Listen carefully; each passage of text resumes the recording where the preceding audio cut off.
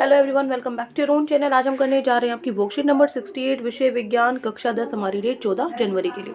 तो चलिए स्टार्ट करते हैं आज की वर्कशीट में। जो हमारा पार्ट है जैव जनन कैसे करते हैं, उसके अंदर आज हम पुरुष और मादा प्रजनन प्रणाली के बारे में पढ़ेंगे। ठीक है, सबसे पहले पुरुष प्रजनन तंत्र। देखो, जो नर प्रजनन प्रणाली है उसमें कुछ अंग होते हैं जो जनन कोशिका के उत्पादन में शामिल होते हैं। ठीक है, तो कुछ अन्य जो जनन कोशिका को निषेचन के साथ पहुंचाते हैं, मतलब बहुत सारे होते हैं। कुछ जो उनका जो जनन कोशिका है उनको बनाते हैं, और कुछ वो जो उनको अपनी जगह तक पहुंचाने में मदद करते हैं। ठीक है, तो जनन कोशिका या शुक्राणुओं का निर्माण वृषण जोड़ी में होता है, जो उदर गुहा के बाहर एक पेशीय संरचना में स्थित होते हैं, जिसे अंडकोश कहा जाता है। क्योंकि शुक्राणु के निर्माण के लिए शरीर के सामान्य तापमान की तुलना में 2 से 3 डिग्री सेल्सियस कम तापमान की आवश्यकता होती है। जैसे कि यहाँ पे है, ये देखो अंडकोश की थैली, यहाँ पे होते हैं शुक्राणु। ठीक है ना, ये आपको दिख रहा है जो ये बाहर वाला जो पार्ट है। ठीक है, ये होते हैं। और यहाँ पे ये क्या होती है, मूत्रवाहिनी होती है। ये क्या होता है, मूत्राशय होता है। ये क्या है, ये जो छोटे छोटे आपको दिखाई, ये वीर्य पुटिका है। ठीक है, और ये क्या है, स्तमन उत्तक होते हैं। और ये जो है, ये जो नीचे ये है, ये क्या है, वृषण है। ठीक है, ये क्या है, मूत्र मार्ग है यहाँ से। ये क्या है, प्रोस्टेट ग्रंथि है इधर ऊपर। ठीक है, और ये क्या है, जो ये आपको नली दिख रही है, ये क्या है, शुक्रवाहिका है। ठीक है, अब देखो, जो वृषण है, कहाँ पर है वृषण, ये है वृषण। वृषण क्या करता है, टेस्टोस्टेरोन नामक एक हार्मोन स्रावित करता है। ठीक है, जो शुक्राणुओं के उत्पादन के लिए साथ साथ सहायक यौन लक्षणों के लिए जिम्मेदार होते हैं। हमने कल पढ़ा था ना यौन लक्षण कौन से होते हैं मादा में और नर में। ठीक है, उसके बाद है शुक्राणु शुक्रवाहिनी के माध्यम से वितरित होते हैं। जो कहाँ है शुक्रवाहिनी, यहाँ ये है शुक्र वाहिका है ना, तो यहाँ से शुक्राणु है क्या होते हैं, वितरित होते हैं, जो मूत्राशय से आने वाली, ये है मूत्राशय से आने वाली ट्यूब के साथ जुड़ जाते हैं।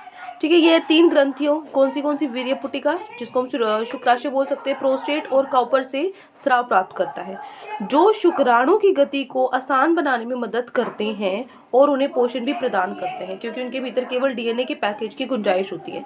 अब जो स्पर्म है, जो शुक्राणु है, वो इतने ज़्यादा छोटे होते हैं कि उनके अंदर सिर्फ जो डीएनए है ना, उन्हीं वही होता है, डीएनए की पैकेज ही होती है। तो जो बाकी का काम है, जो बाकी के पोषण जो चाहिए, वो ये सब प्रोवाइड करते हैं, जो ये 3 हमने पढ़े हैं। ठीक है, जो अलग सा फ्लूइड उसके साथ होता है, लिक्विड। तो प्रत्येक शुक्राणु की एक पूंछ होती है। ठीक है, जो ये पूंछ क्यों होती है, उसको तैरने में मदद करती है, आगे उसको गति करने में मदद करती है। तो एक ग्रीवा क्षेत्र, जिसमें ये क्या आगे जो होता है, माइटोकॉन्ड्रिया होते हैं, इसमें ये तैरने के लिए ऊर्जा देते हैं। तो शुक्राणुओं के साथ इस द्रव को वीर्य कहा जाता है। ठीक है, जो ये लिक्विड होता है, इसको क्या बोलते हैं, जो लिक्विड और शुक्राणु को मिलाकर जो बनता है, वो क्या है, वीर्य, इसको बोलते हैं। तो मूत्र मार्ग शुक्राणु और मूत्र दोनों के लिए एक सामान्य मार्ग है। तो प्रत्येक वृषण प्रतिदिन लाखों शुक्राणुओं का उत्पादन कर सकता है। ठीक है, अब ये तो हो गया पुरुष प्रजनन तंत्र। अब आता है मादा प्रजनन तंत्र प्रणाली में। इसमें क्या होता है, जो मादा जनन कोशिकाएं हैं या अंडे हैं, कुछ हार्मोन जैसे एस्ट्रोजन और प्रोजेस्टेरोन के साथ अंडाशय में उत्पन्न होते हैं। ठीक है, उसमें क्या उत्पन्न होता था, इसमें क्या था, टेस्टोस्टेरोन था, इसमें क्या होगा, एस्ट्रोजन और प्रोजेस्टेरोन होता है। ठीक है, तो जब एक मादा का जन्म होता है तो अंडाशय से पहले ही लगभग 1 लाख अपिर्क अंडे होते हैं। कितने, 1 लाख अंडे होते हैं, जिसमें से लगभग 20,000 क्या होते हैं, यौवन तक पहुंचने से पहले ही पतित हो जाते हैं, खत्म हो जाते हैं। तो यौवन की शुरुआत में दोनों में से कोई भी अंडाशय प्रत्येक 28 दिन के चक्र में एक परिपक्व अंडा फैलोपियन ट्यूब वाहिनी को छोड़ना शुरू कर देता है। क्या होता है, हर महीने जो इसमें से जो मैच्योर अंडा होता है, ठीक है, अंडाशय क्या होता है, हर 28 दिन के चक्कर में क्या होता है, फैलोपियन ट्यूब के अंदर से उसको छोड़ता है, जो फ्लो होता है हर महीने लड़कियों को। ठीक है, उसकी बात हो रही है यहाँ पे। तो डिंब वाहिनी एक लोचदार बैग जैसी संरचना में एकजुट हो जाती हैं, जिसे गर्भाशय के रूप में जाना जाता है, जो पेशीय गर्भाशय ग्रीवा के साथ माध्यम से योनि में खुलती है।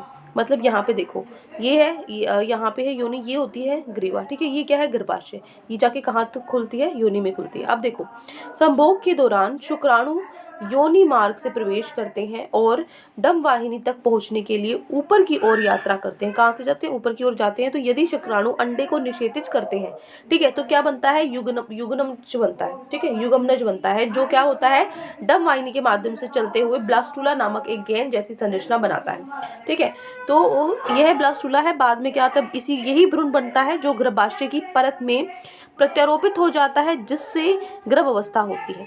तो यह भ्रूण गर्भाशय की दीवार में प्लेसेंटा नामक डिस्क के आकार के ऊतक के माध्यम से माँ के रक्त में पोषण प्राप्त करता है। मतलब जो बच्चे को पोषण कहाँ से मिलता है, जो माँ का रक्त होता है, ठीक है। ये काम कौन करता है, प्लेसेंटा करता है। तो इसमें भ्रूण के ऊतक के किनारे विली होती हैं तथा गर्भाशय की परत मोटी हो जाती है और बढ़ते भ्रूण को पोषण देने के लिए भरपूर मात्रा में रक्त की आपूर्ति की जाती है, ठीक है।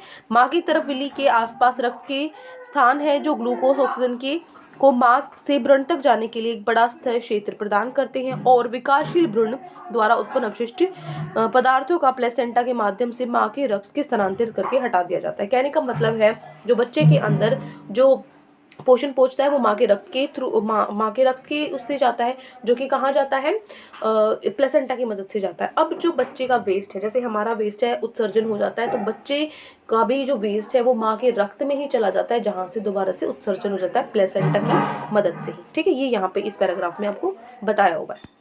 अब आते हैं हमारे प्रश्न उत्तर पे। 3 प्रश्न आज आपकी वर्कशीट में हमें दिए गए हैं। स्टार्ट करते हैं पहले प्रश्न से। पहला प्रश्न है, नर युग्मक भारी मात्रा में क्यों पैदा होते हैं। देखो, इसका कारण यह है कि नर युग्मक को मादा युग्मक तक पहुंचने के लिए गति करने की आवश्यकता होती है और इस प्रक्रिया में कई युग्मक नष्ट हो सकते हैं, तो इसलिए उन्हें बड़ी संख्या में उत्पन्न करना पड़ता है। इन्हें अपने अस्तित्व के लिए एक दूसरे के साथ क्या करना है, प्रतिस्पर्धा करनी पड़ती है, इनमें फाइट होती है अपने आप को वो करने के लिए, अदरवाइज वो खत्म हो जाते हैं, ठीक है। इसलिए एक रेस आप बोल सकते हो। ये हो गया आपका प्रश्न नंबर 1। दूसरा प्रश्न है, आवृत बीजी में निम्न के अनुरूप अंगों के लिखिए। मतलब आवृत बीजी जो होती है, कल हमने पौधों के अंदर पढ़ा था, उसमें जो शुक्राणु है, उसमें शुक्राणु का कौन काम करता है, उसमें शुक्राणु का काम करते हैं परागकण। उसमें वृषण का काम कौन करता है, परागकोश। अंडाशय का काम कौन करता है, अंडाशय या फिर स्त्रीकेसर। डिंब का काम कौन करता है, अंडकोशिका, ठीक है। ये किस में होते हैं, हमारे अंदर होते हैं, ठीक है। और ये किसके अंदर होते हैं, एंजियोस्पर्म्स के अंदर, आवृत बीजी के अंदर होते हैं, पौधों के अंदर, ठीक है। ये हो गया प्रश्न 2। नेक्स्ट है प्रश्न नंबर 3, प्लेसेंटा का क्या कार्य है। तो लिखो, प्लेसेंटा के द्वारा भ्रूण को आवश्यक भोजन, जल एवं वायु आदि पदार्थ उपलब्ध होते हैं तथा भ्रूण के अपशिष्ट पदार्थ इसी के द्वारा माँ के शरीर में प्रवेश करते हैं, वहाँ से उत्सर्जन द्वारा बाहर निकल जाते हैं। तो जो भ्रूण होता है उसके अंदर आवश्यक भोजन, ऑक्सीजन वगैरह भी प्लेसेंटा की मदद से जाती है और जो उत्सर्जन है वो भी प्लेसेंटा की मदद से ही बाहर निकलता है, माँ के रक्त की मदद से, ठीक है। ये हो गया प्रश्न 3। तो ये 3 प्रश्न आज आपकी वर्कशीट में दिए गए थे। आई होप आपको अच्छे से समझ में आ गए हैं। कोई भी डाउट है किसी भी क्वेश्चन में तो कमेंट सेक्शन में आप मुझसे पूछ सकते हैं, और अगर आपको लेक्चर अच्छा लगे चैनल को सब्सक्राइब कर सकते हैं, वीडियो को लाइक कर सकते हैं। आज के लिए इतना ही, मिलते हैं नेक्स्ट वीडियो में। Till then take care, bye bye.